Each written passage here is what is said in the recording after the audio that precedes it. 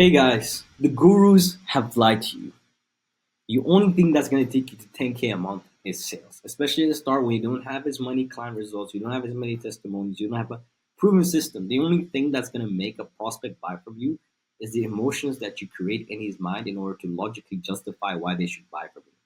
Right. So in this video, we'll be going to be highlighting and going over a brief overview into sales and how it works, and some tips and some buying beliefs that you have to run through in order to help you get better sales and close more deals.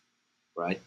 So these are some quick notes that I've taken and that I think that you guys should implement into your sales right now. That's definitely going to help you, start growing and start making you better at selling to people online, right? And the first one is the 80-20 rule, right? Meaning that 80% of the time your prospect should be talking, 20% of the time you should be talking. And the reason why we structure it in this way is because you want your prospects to be feel like they're being heard on the call. No one likes to be felt like they're being sold to. Then you increase the resistance, right? So during the sales calls, you don't want to be talking. You want to be asking the questions to get your prospect to talk so that they can dive deep and sell the product to themselves, right? Just another tip: smile when the prospect comes into a call. The reason why you want to do that is because obviously, why have bad energy, man? If it's a smile, that's only going to keep you away from getting that sale and keeping that positive energy. That's going to reciprocate from you and your client, or that's going to reciprocate from you and your prospect. Then just smile, bro. It's not that deep. Your goal is to serve the client, right? And on the call, your main focus should be him. As I mentioned earlier, it's not to sell them, it's to hear them out, right? So come and approach this call as if you're not focused on the outcome. You're not focused on closing the deal, but rather you're focused on actually helping them and trying to understand them as to why they're currently struggling, how you can potentially help them reach to their desired state. And if you start framing your calls in this way, believe me, your closing rate will surpass 20%. Right? Just these small and minor tweaks are definitely going to help you achieve where you want to be currently right now in sales. Your word is rubbish, their word is golden. And what I mean by this is that everything that you say does not matter in the call. What you want to hear is you want them to say exactly what you want the way this. So your word is rubbish, their word is golden. When handling your word is rubbish, their word is golden. Your word is rubbish, their word is golden. When handling objections, use their words against them. And what I mean by this is that your word does not mean anything during the call. The only thing that you're trying to do is structure the call in a way where you're trying to get them to say what they exactly want to hear, right? But everything has to come from their mouth, right? So that's why their word is golden. Because when you're trying to get to the end of the call and you're trying to seal the deal, the only thing that's going to help as ammo in order to close it is the words that they've used throughout the discovery process that you can use as ammo against them, right? So uncovering their pain points, the desired state, just manipulating all those things that they've said to you in the past, and definitely write this down on paper so that when you get to the final steps of the call and you're trying to close the deal and it's giving you smokescreen objections, you use it against them in order to close the deal. And this has happened many times before and has helped me close many more deals just by using the words against them. Right? No angle dropping. That's my next tip. Meaning that do not just try to pitch them. Some people, especially beginners, they come on these sales calls and they try to show them this presentation. They try to show them all these features and results and fake testimonials, thinking that this is why they're going to sell their products because they have a good testimony video. They have a nice, system in place. They don't care. Your clients don't care. The prospects don't care about that. They don't care about your presentation. You don't even need a presentation sometimes. You know, all they want to be is heard out, right? So do not angle drop and always get permission to pitch them. And do that only after identifying their problems, their gaps, and going throughout the whole discovery process and making sure that they're the right fit for you for the program, right? Now, the next step or the next tip that I have for you is a lot of the times I see that when people are hit with a little bit of resistance in the discovery process, right? They always just push in and they just go straight for the pitch because the prospect's like, don't waste my time, just go straight. I heard it all before. You're gonna get that objection. You're gonna hear that a lot of times. Oh, I heard this all before. Just tell me what you guys got. What you gonna do then? Show him. He's not gonna buy from you if you do that, right? So what you want to do in that situation is dive back inside and get back into the discovery. And how are you gonna do that is by obviously validating the objection and then having a couple tie downs and getting back into it, right? Because when you get objection and you hit with a little bit of resistance, the best thing for you to do is validate whatever they're saying. Hey, Miss Prospect, I completely understand that, and I'm glad that you're the first person who come on this call today and told me that they wanna hear exactly what I want, because then I don't have to waste my time by asking you questions.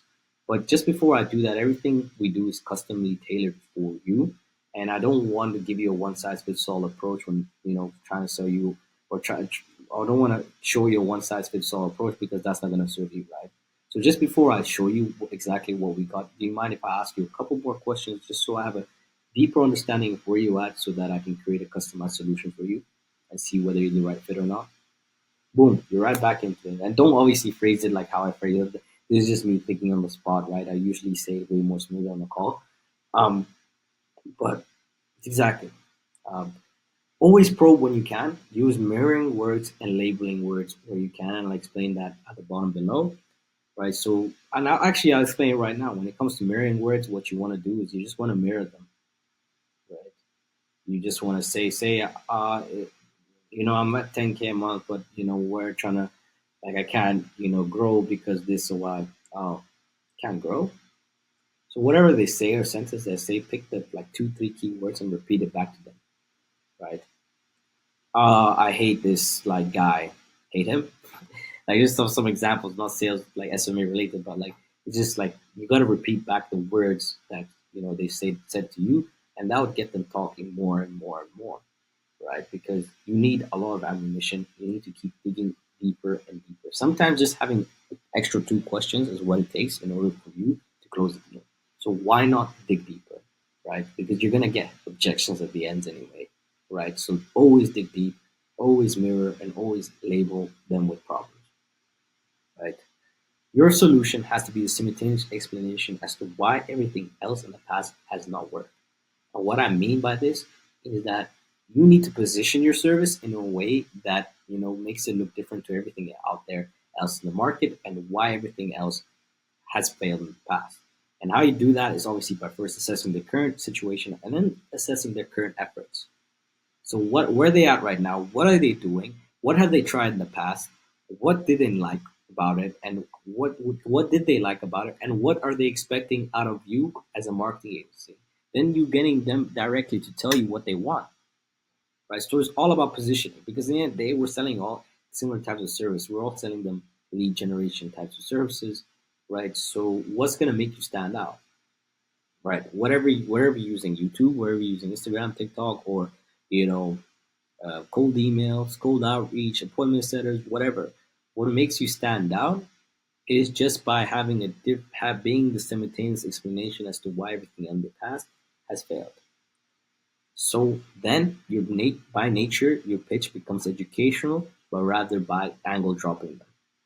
Because if you actually have a pitch where you're structuring each of the pillars in a way that's tailored towards them, their pain points, and where they want to be, then they're going to listen to you, right? They're going to be like, oh, wow, you really are the authority in the space. I really like your service. I want to move forward. You're going to beat a lot of objections by that. And the final thing is always attach problems to other areas in their life. So if they want to reach a goal or monetary goal in their business, ask them why they want to reach their goal. How is that going to benefit them personally, right? What are the personal goals that are attached to it? And always keep probing. Ask them why. Why is that? Do you have this? Do you have that? Like, probe as much as you can. You need to ask the right questions and really get them thinking about their life and why this is important to them right now, right? Because they're not going to buy logically. They're always going to buy emotionally, right? So these are just a few key notes that I've always tell people just to improve their sales. 7 buying beliefs is the next thing that I'm going to cover. It's the things that I feel like you need to install into your prospects in order to make sure beliefs, right? And we need to install these on our prospects during the sales calls in order to make sure that we close the deal, right? And the seven buying beliefs are: first, pain, doubt, cost, desire, money, support, trust. So with the pain, they need to have a problem or a gap. Without both, if there's no pain, if there's no gap between where they want to be right now and where they want to be, there's no sale. Right? If I don't have a problem and you can't identify why I'm not able to get to this XYZ because of the problem I have, then obviously there's no sale. Or when it comes to the gap, sometimes you just have an unfulfilled desire. There's people who come on the calls who are already doing like 1 million a year, but they want to do 3, 4 million, right? So you need to identify that they have a gap and why they have the gap, and explain to them how this is able gonna help them get towards their goal. Same thing, just do different situations. I think with gaps it's kind of harder, but pain, when it's pain, it's easier to sell. Right? Doubt, the next step is the inability to fix the problem. So what you want to do on these sales calls is get your prospect to say exactly that they cannot do this by themselves. Because if they think they can do it on their own, why would they work with you? Right? So they need to doubt themselves. You need to ask them doubting questions so that they think they can't fix this on their own. Because if they do, then there's no sale. So the cost of inaction has to be greater than the time and money and attention than you doing what you're doing. Otherwise, there's no sale.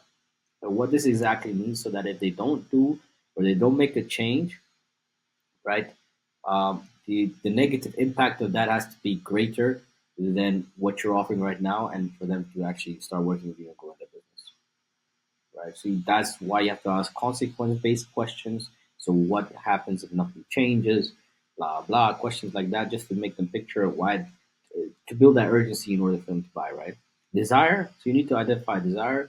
So the compelling payoff of taking action. So if they don't have a desire, or they don't have a place where they want to be, they will not be oriented in some type of way to start. So there will be no sale. So you need to identify, build a desire, right? And just by asking questions about what's their why now, what happens if nothing changes, what's their goal, why is that important to them, stuff like etc. etc. Right? Money is resources and willingness to fix the problem. Do they physically have the resources to buy? If they don't, then they're unqualified. That's conditional objection. That's not because of the prospect, but that's just is unqualified, right? But if they do and they don't have the willingness, there's no sale. So say I have 5K, but I'm not willing to buy a pro coaching program. I have the willingness to buy. It's only 3K. I mean, it's only 3K. I can afford it, but I don't have the willingness to buy, so I don't. There's no sale. But if it was like a 3K program and only making like 1,500 a month, then it's obviously there's like I don't have the resources to buy it, right? And if my credit score was like 120 or some bullshit like that, then there's no chance I can even take credit for it, right? So that's the thing. Support, people around you must support them. So that's why you get the spouse objection, and that's why you get the partner objection. So you need to identify whether they have, first of all, partners or wives or whatever earlier in the call, and just try to identify it and try to make them say that they support their decisions, so that we can get a more sale, so that you can get the sale. Because at the end, when you get the objection, you can use the ammo against them. Trust. Do they trust your method to solve their problems? If they don't trust it, they're not gonna buy from you. So trust is built within the method, not within the product itself. Look at ClickFunnels, for example. The whole time he's selling the method of converting people into customers is through these landing pages. So that's why he upsells you into his ClickFunnel program, right? So it makes you believe that landing page is what you need in order to start. Official landing pages is what you need in order to convert more, leads into purchases, right? So that's why he sells you on the product method, and then he sells you on his product. So they need to trust your method in order to sell this problem. So as you can notice here, all businesses are framed on the problem because businesses are about solving problems. That's because when you solve a problem, you create value and money follows. If there's no problems, there are no sales. Right. So that's pretty much it. And this is what I'm going to cover today. If you guys want to go further to deeper into the script that's going to take you to that 20% closing rate, just DM me on Instagram and I'll send it directly to you. Right. Then I'll also make a series follow-up videos of to how, and how the scripts and methods that I use in order to close my deals. All right. Anyways, looking forward to hearing from you guys. Have a great day. Bye.